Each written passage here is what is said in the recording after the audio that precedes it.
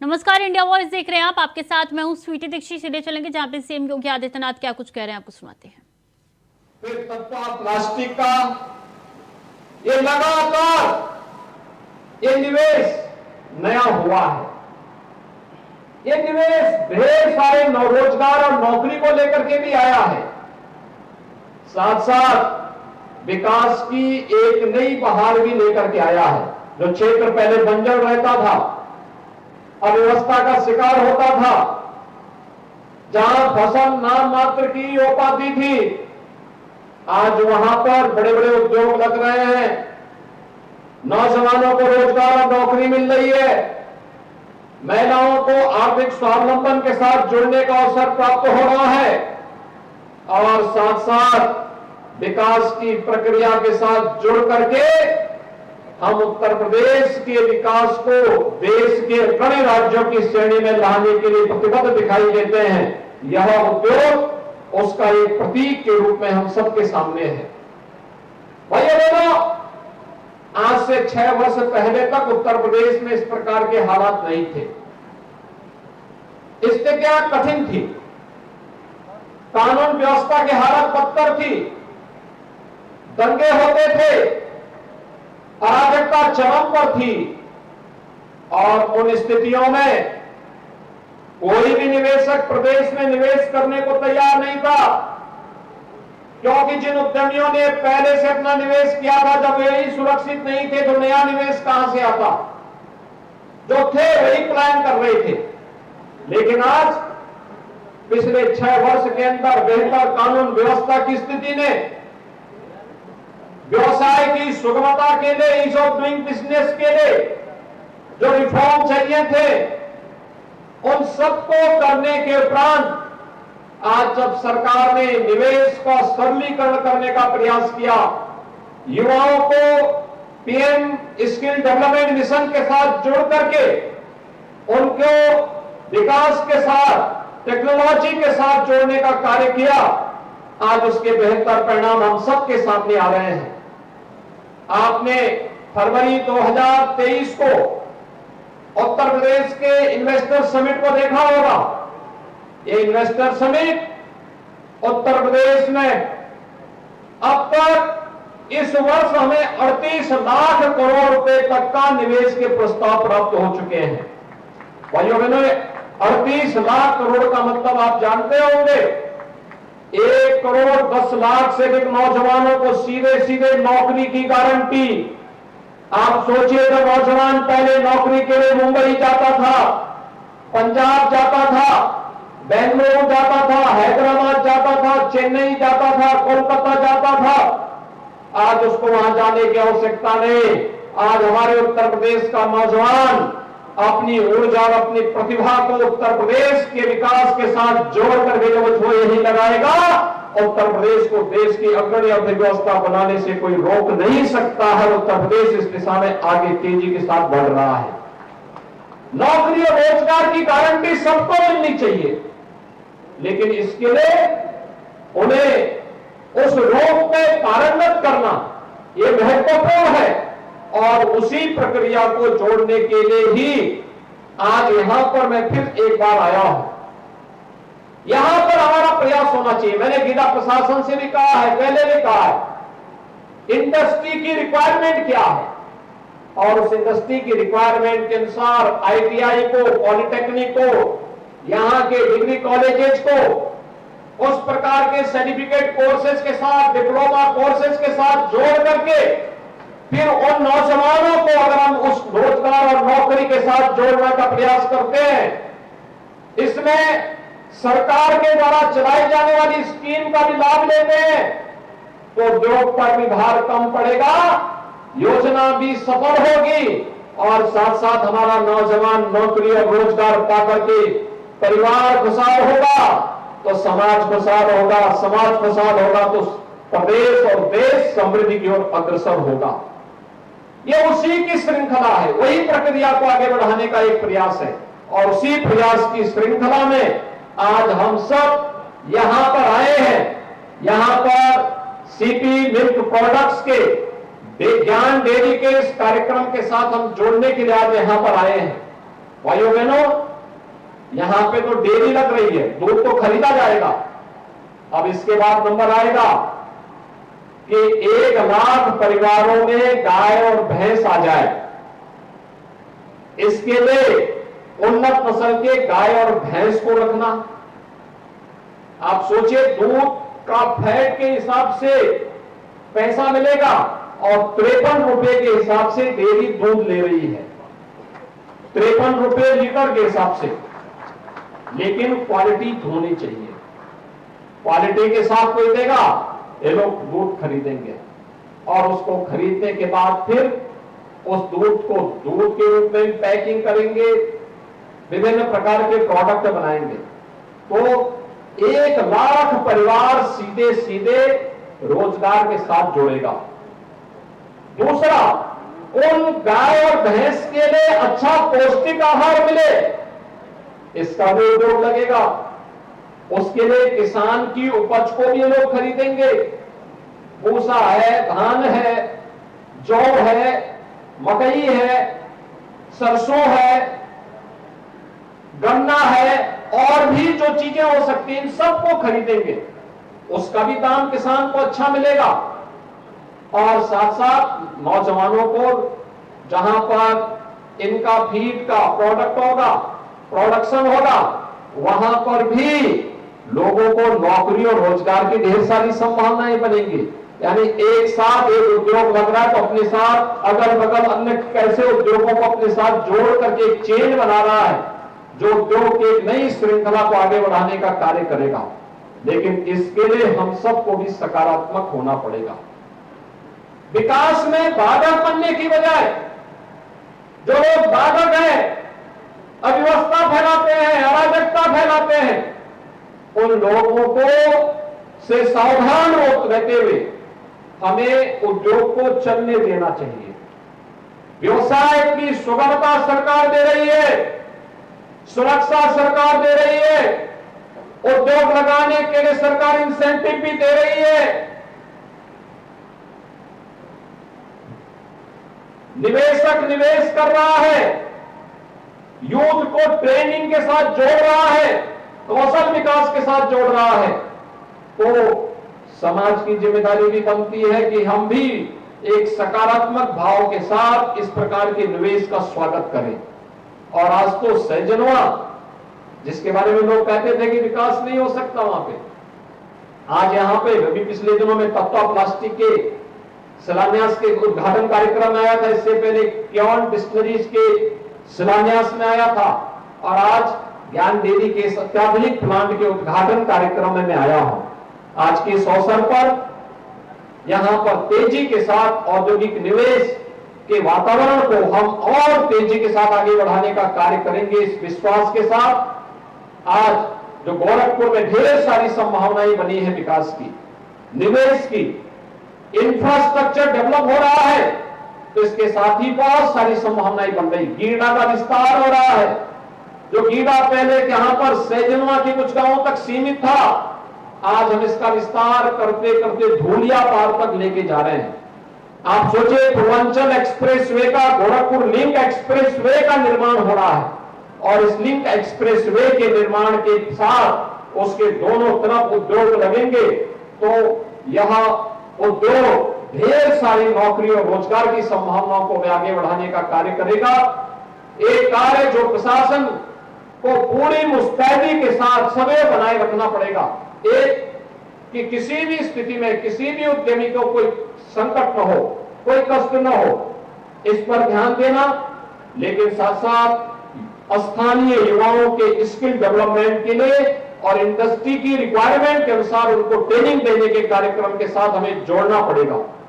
दूसरा, वहां के इंफ्रास्ट्रक्चर को जितना अच्छा हम दे पाएंगे, बुनियादी सुविधाएं, वहां पे यूरिनल है, टॉयलेट की व्यवस्था है, पेयजल की व्यवस्था है, अन्य जो बुनियादी सुविधाएं हो सकती हैं, ये इंडस्ट्री के साथ मिलकर के हम सबको इसको और बेहतर बनाना चाहिए। ज्ञान डेयरी को इस नए प्रोजेक्ट के लिए हृदय से बधाई। सैजनवा और गोरखपुर और पूर्वी उत्तर प्रदेश के सभी नागरिकों को इस डेयरी के प्राप्त होने पर मैं हृदय से बधाई देता हूं, अभिनंदन करता हूं, अपनी शुभकामनाएं देता हूं। आप सबको शारदीय नवरात्रि की मंगलमय शुभकामनाएं और विजयदशमी की भी अग्रिम बधाई और शुभकामनाएं देते हुए अपनी वाणी को विराम देता हूं। धन्यवाद। जय हिंद।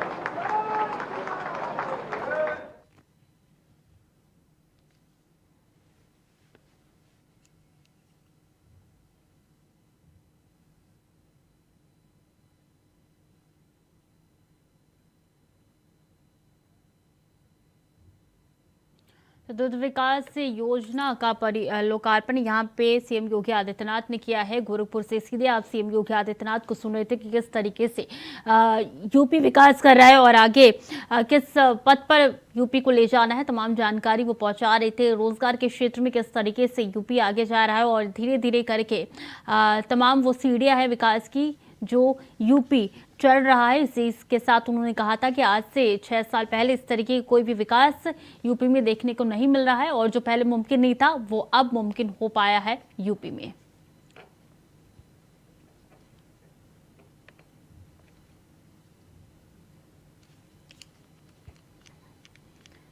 तो प्रदेश के मुखिया संबोधन दे रहे थे अपना। दूध विकास परियोजना का लोकार्पण उन्होंने गोरखपुर में किया है। लोकार्पण के साथ उन्होंने अपना संबोधन भी दिया है और एक मैसेज यूपी की जनता को पहुंचाया है कि किस तरीके से यूपी में लगातार सरकार काम कर रही है और कौन कौन से ऐसे काम बचे हुए हैं जो सरकार को करने हैं, उसके बारे में भी वो जानकारी दे रहे थे। इसी के साथ शारदीय नवरात्रि चल रही है, शारदीय नवरात्रि के दिन है, उसकी शुभकामनाएं भी उन्होंने पहुंचाई है, तमाम जनता तक दी है शुभकामनाएं। और बता दें कि यूपी किस तरीके से आगे कार्य करेगा उसके बारे में भी जानकारी दे रहे थे सीएम योगी आदित्यनाथ। और 4 बजे की 4 बड़ी खबरों की शुरुआत करेंगे। पहली खबर है निठारी कांड से जुड़ी हुई। करीब 17 साल पहले देश और दुनिया को हिलाकर रख देने वाला बहुचर्चित निठारी कांड के आरोपी सुरेंद्र कोली और मुनिंदर सिंह पंठेर को सोमवार को बड़ी राहत मिली है। इलाहाबाद हाईकोर्ट ने कोली और पंठेर को बरी करते हुए उनकी फांसी की सजा रद्द कर दी है। वहीं दूसरी खबर लखनऊ से है, जहां समाजवादी पार्टी के पूर्व विधायक समेत 22 लोगों पर FIR दर्ज हुई है। ये FIR जमीन पर अवैध कब्जे को लेकर हुई है। और तीसरी खबर की बात की जाए तो दिल्ली से सामने आ रही है, जहां ज्वालापुरी के कैलाश पार्क में देर रात हुई फायरिंग की घटना सामने आई है, जिससे घटना के बाद इलाके में दहशत का माहौल है। चौथी खबर इजराइल को लेकर है, जहां इजराइल और हमास के बीच जारी युद्ध दिन पर दिन और भयावह होता जा रहा है। 7 अक्टूबर को शुरू हुए इस युद्ध में दोनों तरफ से अब तक 4000 से ज्यादा लोग मारे गए हैं।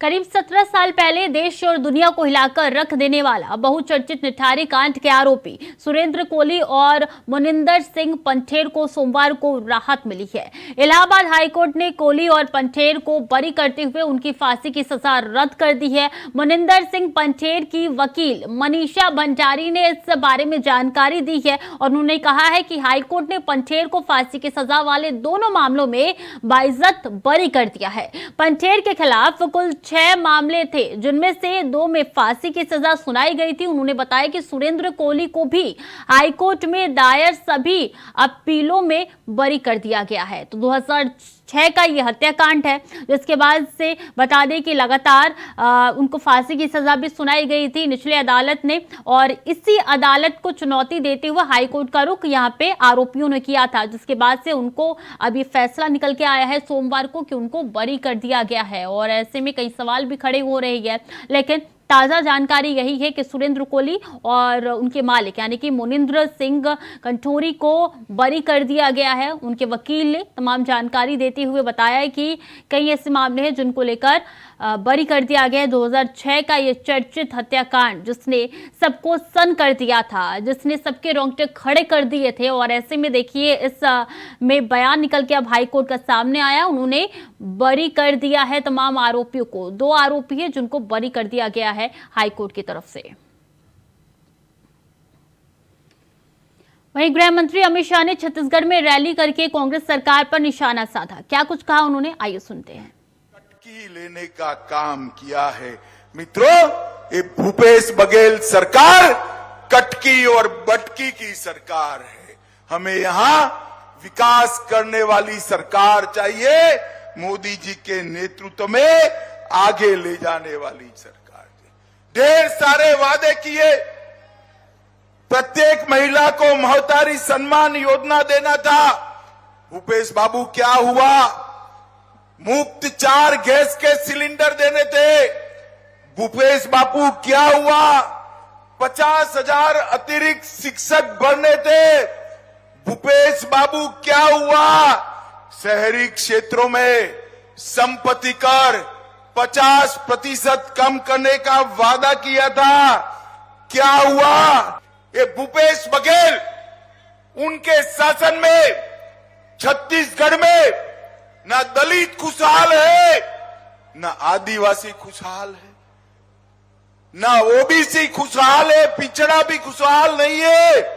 माताओं बहनों की तो बात ही मत करिए, युवा और किसान भी परेशान है।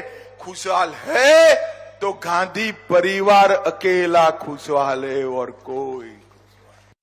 और इस बीच अहम जानकारी लखनऊ से आ रही है। सपा के पूर्व विधायक समेत 22 पर एफआईआर दर्ज हुई है। बीकेटी के पूर्व एमएलए राजेंद्र यादव पर नामजद एफआईआर दर्ज हुई है। पूर्व कांग्रेस एमएलए प्रत्याशी रमेश श्रीवास्तव पर भी नामजद एफआईआर दर्ज की गई है। जमीन पर अवैध कब्जेदार को लेकर एफआईआर दर्ज की गई है। अयोध्या हाईवे पर बेशकीमती जमीनी पर फर्जीवाड़े का आरोप है, जिसको लेकर 22 ऐसे लोग हैं जिनके खिलाफ नामजद एफआईआर दर्ज हुई है। ये एफआईआर की कॉपी आपके टीवी स्क्रीन पर नजर आ रही है।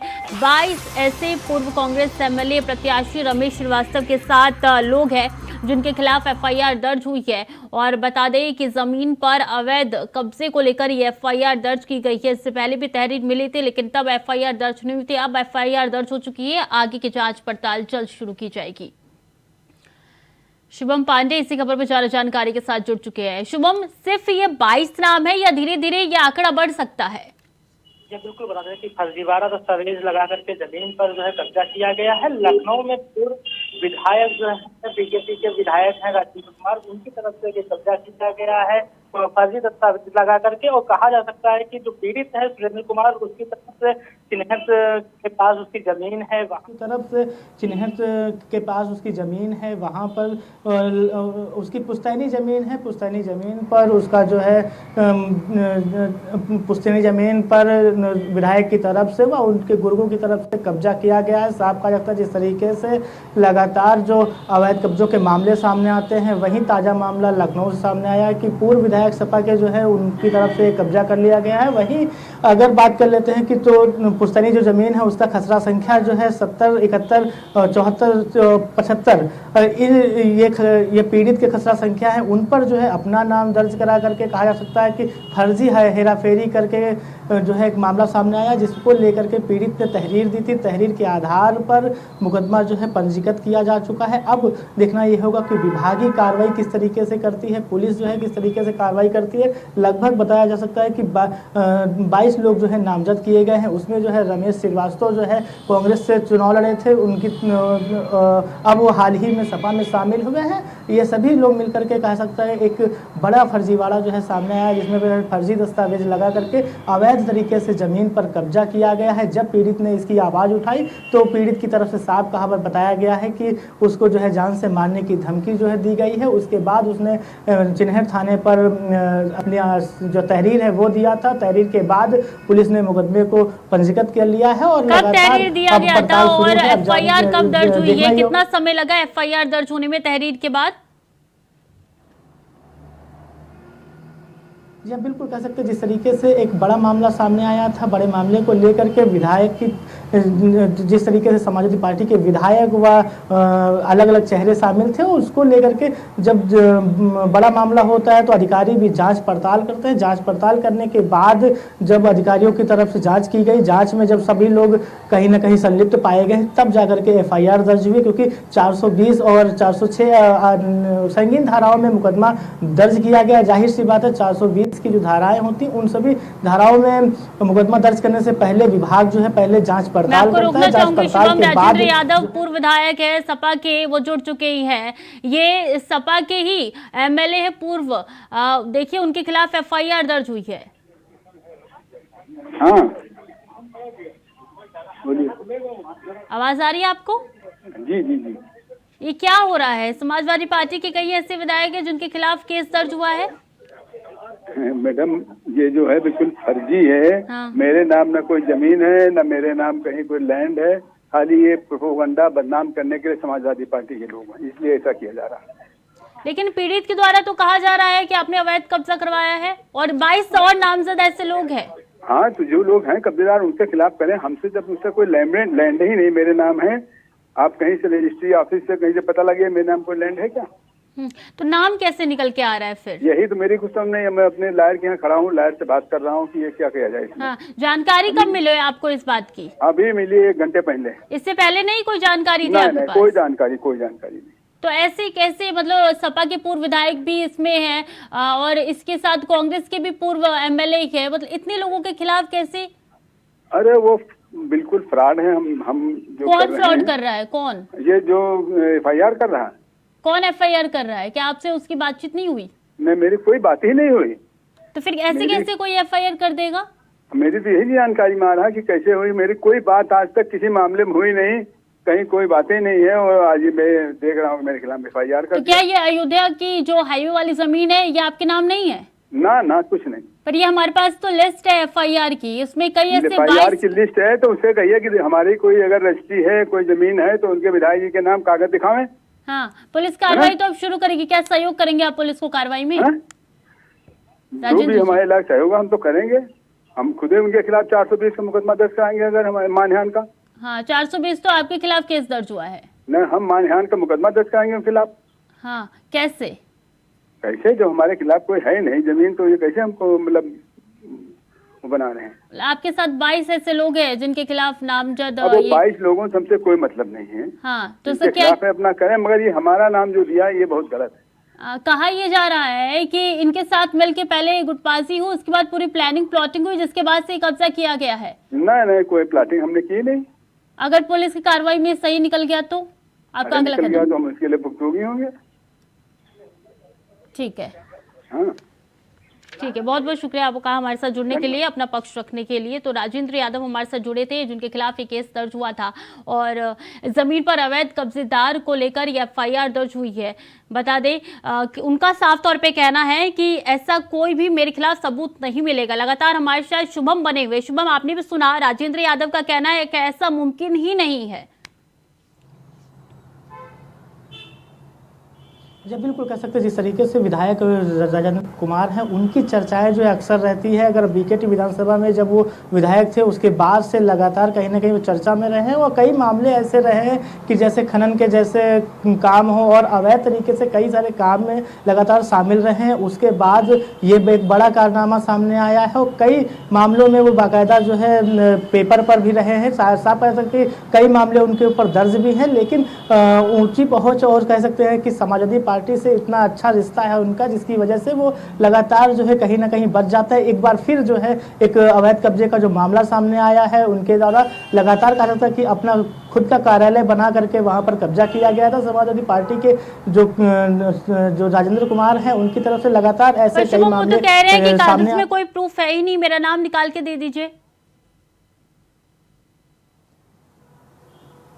जी बिल्कुल, अभी जो है जो साफ कहा जाता है जिस तरीके से मुकदमा दर्ज हुआ है, FIR दर्ज हो चुकी। अब जो विभागीय टीम है, जो पुलिस है, वो अब देखना होगा किस तरीके के दस्तावेज सामने लाते हैं, क्योंकि 420 और 406 अन्य धाराओं में जो मुकदमा दर्ज हुआ है उसको लेकर के अब पुलिस विभाग जो है किस तरीके के दस्तावेज लेता है, आखिरकार किस तरीके के दस्तावेजों को लेकर के जो है विधायक के नाम और आरोप सही है और क्या यहाँ पे सहयोग करते हैं राजेंद्र या नहीं। बहुत बहुत धन्यवाद आपका तमाम जानकारियों के लिए। तो देखिए, बीकेटी के पूर्व एमएलए राजेंद्र यादव पर नामजद केस दर्ज हुआ है, लेकिन उनका कहना है कि ये सरासर झूठ है, ऐसे कोई भी मैंने कब्जा नहीं किया। खबर में आगे बढ़ेंगे। सर्दी के मौसम में दिल्ली में प्रदूषण ना बढ़े, इसके लिए सरकार की तरफ से क्या क्या इंतजाम किए जा रहे हैं, दिल्ली के पर्यावरण मंत्री गोपाल राय ने इसकी जानकारी दी है। और जो अरविंद केजरीवाल जी के नेतृत्व में सरकार ने काम किया है, आज उसका परिणाम आने लगा है। दिल्ली में प्रदूषण के स्तर लगातार कम होने लगे हैं। दिल्ली में अगर देखें, अभी केंद्र सरकार की जो आयोग है उसने एक रिपोर्ट जारी की कि 2015 में 109 दिन ऐसे थे जो अच्छे हवाओं के दिन थे, जिसमें हवाओं का दिन अच्छा था, खराब श्रेणी में नहीं थे। पिछले साल हमने 163 तक पहुंचाया था, इस साल वो 200 से ज्यादा हो चुके हैं। तो ये सारे प्रयासों का परिणाम दिख रहा है। अभी जो सर्दियों में जो प्रदूषण बढ़ता है उसको और कैसे कम किया जाए, इसके लिए हम सभी दिल्ली वासियों की तरफ से हम केंद्र के पर्यावरण मंत्री से मांग कर रहे हैं कि तुरंत जो है सभी 5 राज्यों के पर्यावरण मंत्रियों के साथ संयुक्त बैठक की जाए और क्या हम लोग और बेहतर कर सकते हैं इसकी कार्ययोजना बनाई जाए। और फतेहपुर के थाना कोतवाली के आबू नगर में एक रिटायर्ड स्वास्थ्य कर्मी की गोली मारकर निर्मम हत्या कर दी गई। जानकारी के अनुसार दबंगों ने जमीनी विवाद के चलते गोली मारी है, जिससे मौके पर ही उनकी मौत हो गई। वहीं घटना के बाद हमलावर मौके से फरार होने में कामयाब रहे। सूचना मिलने पर पुलिस की टीम मौके पर पहुंची और मामले की पड़ताल में जुट गई।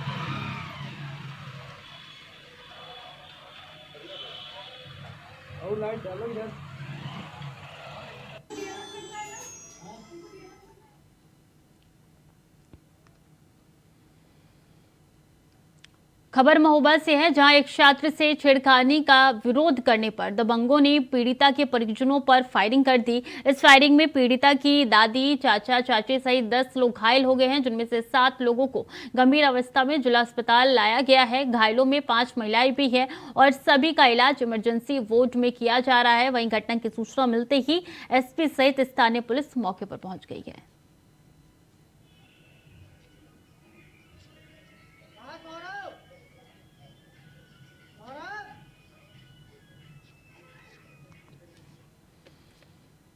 तो फिलहाल के लिए बुलेटिन में इतना ही। खबरें लगातार जारी है, देखते रहिए इंडिया वॉइस।